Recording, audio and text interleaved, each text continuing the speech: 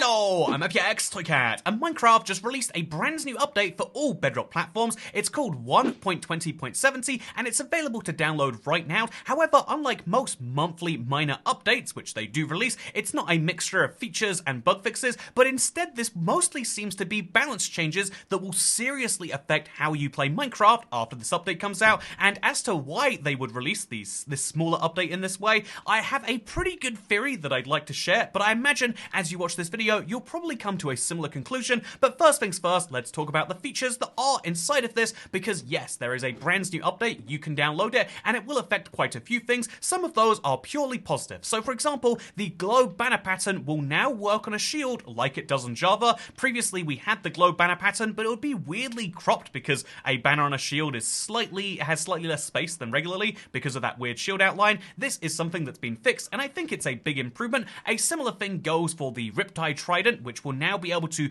break or reduce a fall because the upwards player motion is reset. Basically what this means is when you are using the Trident, instead of storing all of the damage from all of the throws in the air that you've been doing every single time, now every time you hit the water it resets, which means the max full damage you can take is still quite high because you're launching yourself very, very far into the sky, but it's based on your maximum point to where you fall and not based on that weird collection of damage, which means you can survive big falls like that, something which I think is very good personally. You know what else I think is very interesting? The fact that they have changed the sweet berry bush sapling, stage 1, to now slow down players who walk through it. It's kind of like cobwebs, but much cheaper. You can walk through these just great. They won't fawn you at all, but they will definitely, as you can see, slow you down, and I think that's kind of funky personally. You know what else I think is funky? They've separated out the item IDs for leaves, wooden slabs, and double wooden slabs, so now they're individual wood variants. This makes it a lot easier to, say, fill an area with leaves. So let's say you were to change an entire area that used to have spruce leaves into being cherry leaves via a command. You could do this much faster. The same is true for just placing items down. It is mostly an effect that will come into... It basically only impacts people who are playing around in creative with commands, so a very, very niche group of people will benefit from this. However, survival players can benefit from large ferns now potentially dropping wheat seeds. Mine didn't, but it can happen, I swear. Also, the player can now speed bridge blocks over water. This is a fun change, and we can do it with some jingly-jangly blocks just to show that water will now not get in the way of that. That is a useful change. Also, Wolf Armor has some big changes from the last preview, although we'll be mostly talking about these when we get into the experimental side of this update, although it is worth now mentioning that wolves and Wolf Armor are coming very, very, very soon. You can probably expect them in the next update from now, which is very, very exciting as a Bedrock player. Also, a significant number of different blocks now have the correct sound play when entities fall onto them. And to show you the number of those, wow, look at the changelog, there's so many, it's a big collection of blocks. It's a big improvement. They're trying to bring parity slowly, and that is the type of hard parity that is worth them focusing on, in my opinion. A similar type of hard parity is the fact that cave vines without glowberries will now no longer drop a glowberry when silk touched. This is weird to me because this feels intuitive that, like, yeah, if you place your glowberry down and then you silk touch it, you should get that glowberry back. But no, Minecraft disagrees. You only get a glowberry back if it has grown, so you need to bone meal it to get a glowberry back. And so that means once you place down your glowberry, it is permanently changed from a glowberry into a glowberry plant, which I guess kind of matches other, like plants out there. Like maybe but I guess you get the carrot and potato back when you do it that way. I don't know how I feel about this one personally, but it is a change that they've made, just like how they made the change to text no longer reappearing in the creative inventory search bar after being cleared using X. I agree, this is such an important change. Also, they have removed Mojang features experimental toggle. This is an incredibly interesting one because Mojang features is one of those weird, you assume typos when you look through the experimental features. However, the reason that it exists is so Mojang it's not a Mojang typo, it's short for Mojang language, and it's used as a very high performance code language for making add-ons. And that is very interesting that this is now not experimental, especially because any add-ons made inside of Minecraft have to make sure they follow the experimental rules. So, now that means that all of the Mojang is usable inside of the main game by any add-ons that are officially being sold in the marketplace, let's say. Oh, what an interesting change that is. Also, tutorial hints added to enabled in general settings. Tool flowers are no longer affected by fortune. This bug is from December 2000. 2016. It's almost 8 years old, and it's so commonplace to use now. Everyone just uses this when they want more flowers. If you have a fortune, even a pickaxe, let's say, you could break one of these, and then you'd get multiple, which you could plant and then break over and over again. I'll be honest, I assumed this was some weird Bedrock functionality. They have now fixed it, but at the same time, they've buffed it in these ways. So fortune on Netherwarts will now give you more Netherwarts. Fortune on glowstone will give you the right amount of glowstone every time, as opposed to 2 to 4 without it. Fortune on redstone, I don't actually know this one, that's exciting. And fortune on melons, I'm guessing will give you 9 as a cap. Let me see if that's right. Yeah, 9 as a cap perfectly, which means you can make Minecraft's weirdest recipe. I really cannot stress enough right now, by the way, how weird of a recipe this is, but did you know you can take, so I'm going to make a crafting table right here.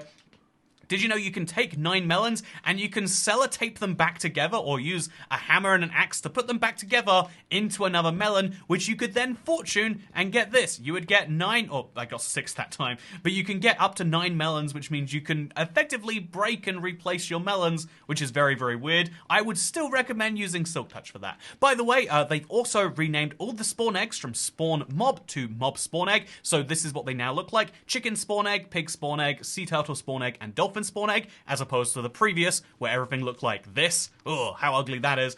The new death screen is now enabled by default. This is a little bit of a mixed bag for me. I think it's a nice enough death screen, but also I don't like that it plays a note block sound when you die. It makes me go a little bit aggro sometimes. Also, the new realm events category, which realm stories will post to the feed when an interesting event occurs in the realm. This is actually pretty cool if you have a multiplayer realm. I have a single player realm, so I guess I'll get to see a big feed of my own interesting events. Speaking of interesting events, they have made it so that the strongholds will sometimes generate without an end portal room. This is also from December 2016. I will have to test this one out, because this is one of Minecraft's most frustrating Bedrock bugs. I wouldn't mind if it was like, yeah, every like 200th stronghold or every 10,000th stronghold, but it felt like every 10th stronghold was just ruined. By the way, satisfying sound generator, let's go.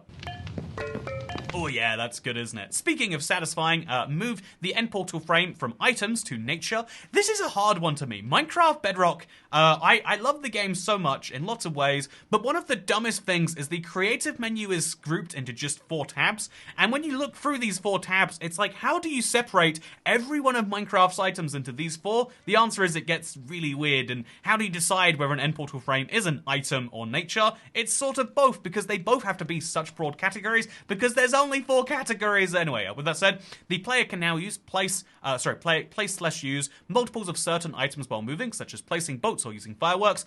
They had to revert the 1.20.60 fix for slabs and stairs being placed inconsistently, which is annoying because I have been placing some slabs recently, and having that not work, I've been building a lot of structures, and having slabs just randomly switch from being the top side to the bottom side is annoying, but that has been done so that they can now use multiple boats or firework rockets, which I guess is kind of useful. And so now I have to move into the experimental side of this update, because that was everything. That is the entire update if you are someone who doesn't play with experimental features, which is, I imagine, 90% of people. If you were going to play with experimental features, you'd probably be paying the plater. So with that said, let's now take the parkour way down. We have to land from here onto this ladder, and yeah, we did it. Wow, incredible. And now we can go follow the pink arrows to the experimental side of this update. You will now be able to experience bogs and breezes and trowel vaults, and the armadillo will spawn in badlands and scare spiders and cave spiders, and also there are the wolf/dog armors, which are really fun.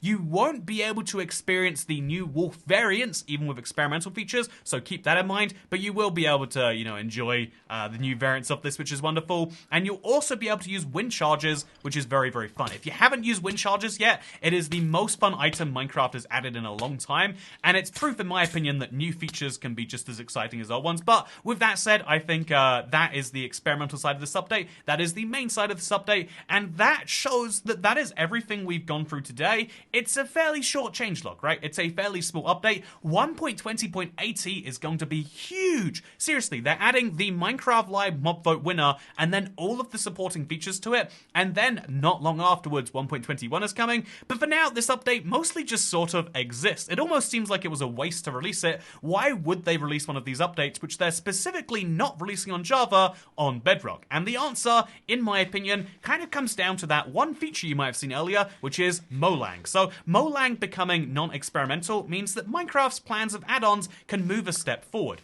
Minecraft released add-ons, it was free Tuesdays ago now, and they have not released a single one yet at the time of recording this video. I imagine that either today or next week or sometime during this week, the plan is to release more add-ons, and those add-ons are going to be taking advantage of Mojang in some way, or at least some of the other features that they rolled out and made better. And so I think that this is an update not for the average player. It's not for me and you playing survival, although keep in mind that there's a couple of changes to Silk Touch and Fortune. I think that this is an update which is mostly there so that these add-ons will work a bit better. And a part of me be bummed about that, but actually 1.20.80 is going to be very much the full survival all of the time update, and that's the one that gets me very excited, and maybe you too. If you're a Java player, it's the equivalent of 1.20.5, but if you're a Java player, why did you watch this video? By the way, thank you to Harrison and Ash for putting together this world for me. Obviously, the way that we get these videos out so quickly is by having the pre-designed world where we can have all the features nice and ready to go. I hope that you've enjoyed that as much as I have, and if you like these update news videos and staying up to date with the latest changelogs, make sure to subscribe, because one of my favorite things is to let people know about an update in a clear and hopefully concise way. Hopefully you got that from this video, and if you didn't, then I don't know,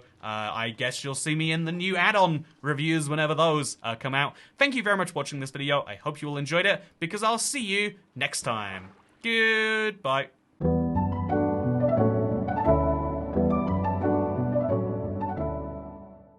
It's been so long since I saw a tadpole. Didn't even know that was a real animal anymore. Seriously, have you ever seen a tadpole just swimming around? There's a whole ocean of them here. Wow.